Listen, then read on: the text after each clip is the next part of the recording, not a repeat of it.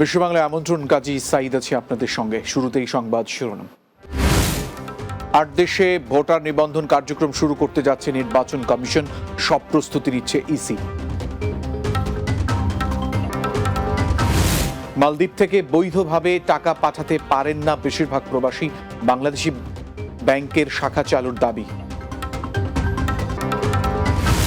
এবং ফ্রান্সের তুলুজে প্রবাসী বাংলাদেশিদের দেয়া হলো ভ্রাম্যমাণ কনসুলার সেবা, পাসপোর্ট নবায়ন, জন্ম নিবন্ধন ও আইনি পরামর্শে খুশির রেমিটেন্স যোদ্ধারা।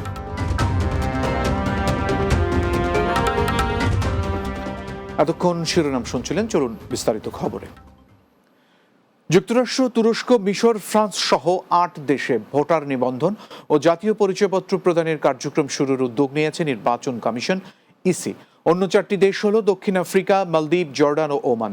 সম্প্রতি এসব দেশে ভোটার নিবন্ধন ও জাতীয় পরিচয়পত্র প্রদানের কার্যক্রম শুরুর লক্ষ্যে সম্মতি প্রদানের জন্য পররাষ্ট্র মন্ত্রণালয়ে চিঠি দিয়েছে নির্বাচন কমিশন। চিঠিতে বলা হয়েছে, এই দেশগুলোতে ভোটার নিবন্ধন কার্যক্রম শুরুর সকল প্রস্তুতি নির্বাচন কমিশন সচিবালয়ে রয়েছে। এই বিষয়ে ইসি সূত্র জানিয়েছে, ৮ দেশে ভোটার নিবন্ধন ও জাতীয় পরিচয়পত্র প্রদান কার্যক্রম শুরু করার জন্য ইসি প্রস্তুতি থাকায় পররাষ্ট্র মন্ত্রণালয়ে চিঠি দেওয়া হয়েছে। এই বিষয়ে ইতোমধ্যে কাজ শুরু হয়েছে। মালদ্বীপ থেকে রেমিটেন্স পাঠানোর শীর্ষ 5 দেশের মধ্যে প্রথম স্থানে রয়েছে বাংলাদেশ। তবে দেশটি থেকে বৈধভাবে টাকা পাঠাতে পারেন না বেশিরভাগ প্রবাসীরা। এর প্রধান কারণ, দেশটিতে বাংলাদেশের ব্যাংকের কোনো শাখা নেই। প্রবাসীদের দাবি, বাংলাদেশ সরকার যেন দেশটিতে শিগগিরই বাণিজ্যিক কোনো ব্যাংকের শাখা খোলে। হাসান মাহমুদের প্রতিবেদনে বিস্তারিত। মালদ্বীপের শ্রমবাজার এক প্রকার বাংলাদেশিদের দখলে। বিভিন্ন পেশায় কর্মরত রয়েছেন তারা। তবে দেশটিতে কর্মরত প্রবাসী বাংলাদেশিরা তাদের কষ্টার্জিত আয় দেশে পাঠাতে পড়ছেন নানা জটিলতায়। প্রবাসীরা বলছেন, ব্যাংক ও এক্সচেঞ্জ হাউসগুলো সরাসরি মালদ্বীপের স্থানীয় মুদ্রা নিতে চায় না। ফলে বাংলাদেশি প্রবাসীদের ডলার কিনে তা ব্যাংক বা এক্সচেঞ্জ হাউসের মাধ্যমে দেশে পাঠাতে হয়। আমাদের কোনো ব্যাংকিং শাখা নেই, যার ফলে আমাদেরকে হুন্ডির মাধ্যম, যেটা সবচেয়ে পুরনো মাধ্যম, ওই মাধ্যমটাকে ব্যবহার করতে হয়। না হয় ওয়েস্টার্ন ইউনিয়নের মাধ্যমে আমাদেরকে টাকা পাঠাইতে হয়। সো আমরা যদি ওয়েস্টার্ন ইউনিয়নকে চুজ করি, সেই ক্ষেত্রে বেশিরভাগ বাংলাদেশিরাই কিন্তু আমরা ওখানকার স্থানীয় কারেন্সিতে রুপিয়াতে স্যালারি পেয়ে থাকি। সো যার ফলে ওয়েস্টার্ন ইউনিয়ন কিন্তু লোকাল কারেন্সির টাকা বা রুপিয়া ওইটা নেয় না। তো আমাদেরকে কি করতে হয়, ব্ল্যাক মার্কেট থেকে ডলার কিনে তারপর ওয়েস্টার্ন ইউনিয়নের মাধ্যমে আমাদেরকে টাকা পাঠাইতে হয়। অবৈধ প্রবাসীদের দেশে টাকা পাঠানো আরও জটিল। তারা হুন্ডির মাধ্যমে অথবা বৈধ শ্রমিকদের সহযোগিতায় দেশে টাকা পাঠান। একটা কনস্ট্রাকশন কোম্পানিতে একটা লেবারের সর্বনিম্ন বেতন হলো $300 বর্তমান। আর তারা খাওয়া থাকা চিকিৎসা সবকিছু কোম্পানি। যারা কোম্পানিতে আছি, আমরা কোম্পানির নামে জব করছি, আমরা ভালো আছি। আর আমাদের আয় দিয়ে মোটামুটি পরিবার পরিজনকে চালানো যায়। মালদ্বীপে বাড়তি আয়ের কোনো সুযোগ নেই। কোম্পানিতে যতটুকু ডিউটি করলাম, মাসে সেই বেতনটা আমরা পাচ্ছি। মালদ্বীপে বাংলাদেশ ব্যাংকের একটি পূর্ণাঙ্গ শাখা চালু করার দাবি জানিয়েছে দেশটিতে বসবাসকারী প্রবাসী বাংলাদেশিরা। আমরাও চাই আমাদের সরকার যেন আমাদের 1,20,000 বাংলাদেশিদের জন্য একটা ব্যাংকিং সেক্টর খুলে দেয়। Hasan Mahmud, Bangla TV, news desk. ফ্রান্সের দক্ষিণাঞ্চলীয় শহর তুলুজে প্রবাসী বাংলাদেশিদের জন্য ভ্রাম্যমাণ কনসুলার সেবা প্রদান করেছে প্যারিসে অবস্থিত বাংলাদেশ দূতাবাস। শনি ও রোববার 2 দিন ব্যাপী এই ক্যাম্পে 2 শতাধিক প্রবাসী নানা সেবা গ্রহণ করেন।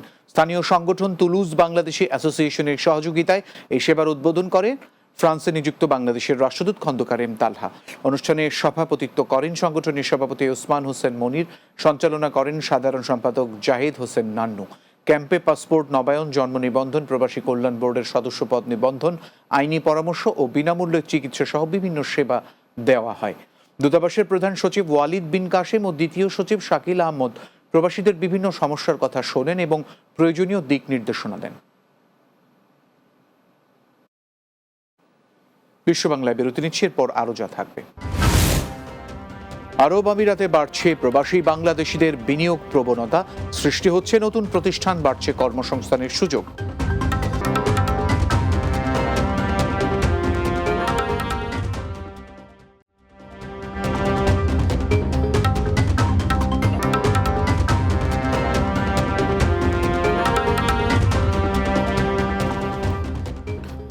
বিরতির পর বিশ্ব বাংলায় আরও একবার স্বাগত। বিশ্ব অর্থনীতির এক গুরুত্বপূর্ণ কেন্দ্র সংযুক্ত আরব আমিরাত। দেশটিতে বসবাসরত প্রবাসী বাংলাদেশিদের সংখ্যা প্রায় 7 লাখ। সাম্প্রতিক বছরগুলোতে প্রবাসীদের বিভিন্ন ব্যবসায় বিনিয়োগের প্রবণতা বেড়েছে উল্লেখযোগ্য হারে। এরই ধারাবাহিকতায় আবুধাবির শিল্পনগরী মুসাফফাহ সানাইয়ার 37 নম্বর সেক্টরের আলী হাসান সুপার মার্কেটের কাছে বাংলাদেশি প্রতিষ্ঠানে স্কাই ল্যান্ড গ্লাস ও অ্যালুমিনিয়ামের যাত্রা শুরু হয়েছে। আবুধাবি প্রতিনিধি এম আব্দুল মান্নান জানান, প্রতিষ্ঠানটির স্থানীয় স্পন্সর মোহাম্মদ আবদুল্লাহ উদ্বোধন করেন এটি। এ সময় প্রতিষ্ঠানের 4 স্বত্বাধিকারী মোহাম্মদ সালাউদ্দিন, মোহাম্মদ রাসেল, সৈয়দ আকবর ও রশিদুল ইসলাম রাসেল উপস্থিত ছিলেন। অনুষ্ঠানে অন্যান্যদের মাঝে উপস্থিত ছিলেন আবু সৈয়দ নুরুদ্দিন, শাহাদাত ইবনে আজিজ, জনি, মোহাম্মদ কাশেম, মোহাম্মদ সাইম ও মোহাম্মদ মৌনুদ্দিন সহ অনেকে। ইনশাল্লাহ আমার এই প্রতিষ্ঠানটা 7ম নম্বর প্রতিষ্ঠান। আমাদের জন্য দেশে এবং প্রবাসে যারা আছে সবাই দোয়া করবেন। وحياكم الله جميعكم منورين عندنا وجميع انواع الزجاج موجودين والاسعار جدا مناسبه। কাতারে বর্ণাঢ্য আয়োজনে অনুষ্ঠিত হলো বেসরকারি স্যাটেলাইট চ্যানেল গ্লোবাল টেলিভিশনের 3য় প্রতিষ্ঠাবার্ষিকী। কাতার প্রতিনিধি আকবর হোসেন বাচ্চু জানিয়েছেন, দেশটির রাজধানী দোহার ঘরোয়া রেস্টুরেন্টের গ্র্যান্ড হলে এই আয়োজন করা হয়। অনুষ্ঠানের প্রধান অতিথি ছিলেন কাতারে নিযুক্ত বাংলাদেশের রাষ্ট্রদূত মোহাম্মদ নজরুল ইসলাম। গ্লোবাল টেলিভিশন কাতার প্রতিনিধি শাহরিয়ার শামীমের সভাপতিত্বে অনুষ্ঠান সঞ্চালনা করেন আকবর হোসেন বাচ্চু।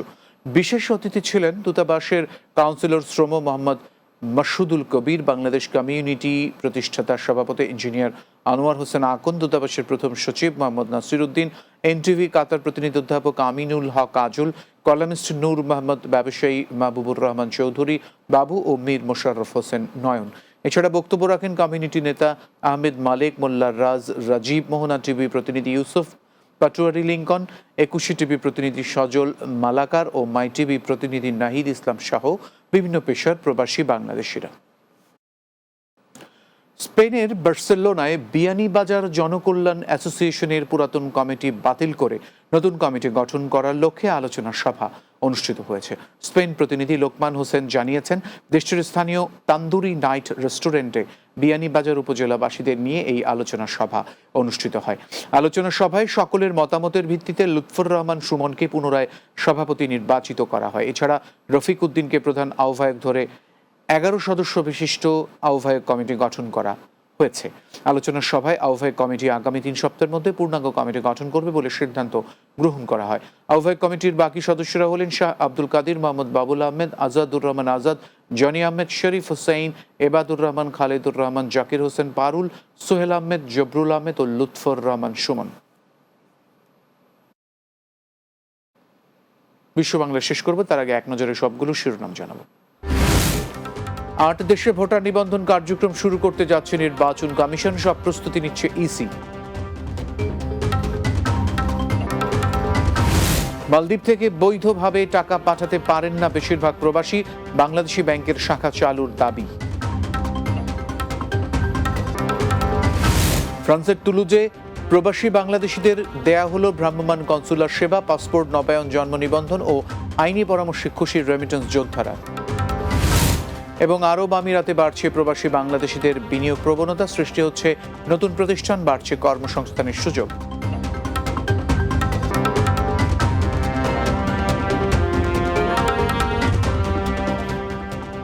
এই ছিল বিশ্ব বাংলায়। ধন্যবাদ এতক্ষণ সঙ্গে থাকার জন্য।